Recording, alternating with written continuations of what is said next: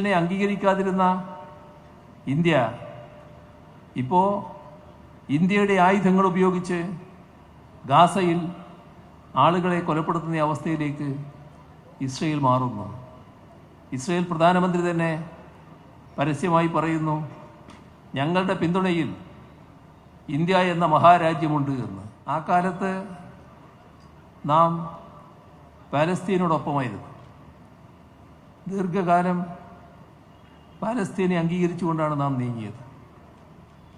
ഇവിടെ ആ നയത്തിൽ കോൺഗ്രസ് തന്നെ മാറ്റം വരുത്തി. ഇസ്രയേലിനോട് ഒരു ബന്ധവുമില്ലാത്ത ഒരു രാഷ്ട്രമായിരുന്നു നമ്മുടെ രാഷ്ട്രം. അത് ബന്ധപ്പെടാമെന്ന നിലയിലേക്ക് കോൺഗ്രസ്സിന് എത്തുന്ന അവസ്ഥ വന്നു. ഇപ്പോൾ കോൺഗ്രസിൻ്റെ തുടർച്ചയായി BJP അധികാരത്തിൽ വന്നപ്പോൾ ഈ നയം കൂടുതൽ തീവ്രമായി നടപ്പാക്കുകയാണ്. അതിൻ്റെ ഭാഗമായി ഇറാന് നേരെ അമേരിക്ക ആക്രമണം നടത്തിയപ്പോൾ എല്ലാ ആക്രമണത്തിനും അമേരിക്കയോടൊപ്പം നിൽക്കുകയും ആക്രമണത്തിൽ പങ്കാളികളാകുകയും അതിൽ നേതൃത്വപരമായ പങ്കുവഹിക്കുകയൊക്കെ ചെയ്ത നേറ്റോ രാഷ്ട്രങ്ങളിൽ ചിലത് അമേരിക്കയ്ക്കെതിരെ സമീപനം സ്വീകരിച്ചു. അമേരിക്കയോട് പറഞ്ഞു, നിങ്ങളുടെ യുദ്ധവിമാനങ്ങൾ ഞങ്ങളുടെ മണ്ണിൽ ഇറങ്ങാൻ പാടില്ല. ഇത് നേറ്റോ രാഷ്ട്രങ്ങളാണ്. അമേരിക്കയിൽ തന്നെ അമേരിക്കയുടെ നിലപാടിനെതിരെ വലിയ തോതിലുള്ള പ്രക്ഷോഭങ്ങൾ ഉയർന്നു വന്നു. പക്ഷേ നാം കാണേണ്ടത്, നമ്മുടെ രാജ്യം അമേരിക്കയുടെ നിലപാടിനോടൊപ്പമാണ് നിന്നത്. പൂർണ്ണമായി അമേരിക്കൻ നിലപാടിനോടൊപ്പം. ഈ നിലപാട് എങ്ങനെയാണ് വന്നത്? ഇവിടെയും കോൺഗ്രസിൻ്റെ സംഭാവന നാം ഓർക്കണം.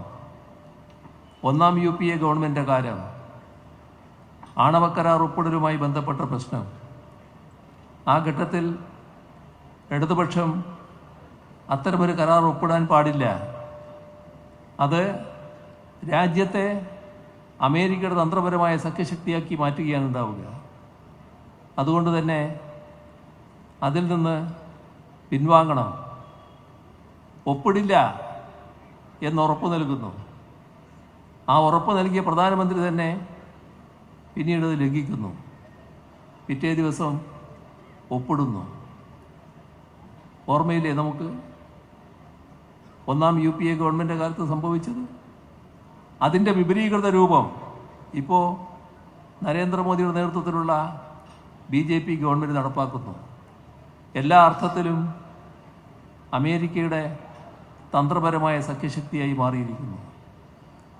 ഇസ്രയേലിനെ അംഗീകരിക്കാതിരുന്ന ഇന്ത്യ ഇപ്പോൾ ഇന്ത്യയുടെ ആയുധങ്ങൾ ഉപയോഗിച്ച് ഗാസയിൽ ആളുകളെ കൊലപ്പെടുത്തുന്ന അവസ്ഥയിലേക്ക് ഇസ്രയേൽ മാറുന്നു. ഇസ്രയേൽ പ്രധാനമന്ത്രി തന്നെ പരസ്യമായി പറയുന്നു, ഞങ്ങളുടെ പിന്തുണയിൽ ഇന്ത്യ എന്ന മഹാരാജ്യമുണ്ട് എന്ന്. ഞങ്ങൾ ലോകത്ത് ഒറ്റപ്പെട്ടവരല്ല, വലിയ പിന്തുണയാണ് ഞങ്ങൾക്ക് ലോകരംഗത്ത് ലഭിക്കുന്നത്.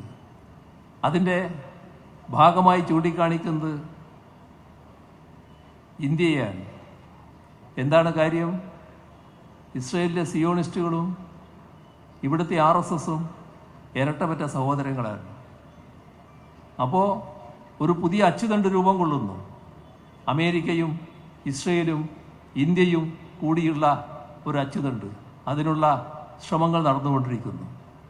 എവിടത്തേക്കാണ് നമ്മുടെ രാജ്യം നീങ്ങുന്നത്? എത്രമാത്രം അപമാനകരമായ അവസ്ഥയാണിത്. രാജ്യത്താകെ ഇതിനെതിരെയുള്ള പ്രതികരണങ്ങൾ ശക്തമായിക്കൊണ്ടിരിക്കുകയാണ്. ആ പ്രതികരണങ്ങളിൽ ഏറ്റവും കൂടുതൽ ഉയർന്നു വരേണ്ട പ്രതികരണം ഒരു സംശയവുമില്ല രാജ്യത്തെ യുവതയിൽ നിന്നാണ്.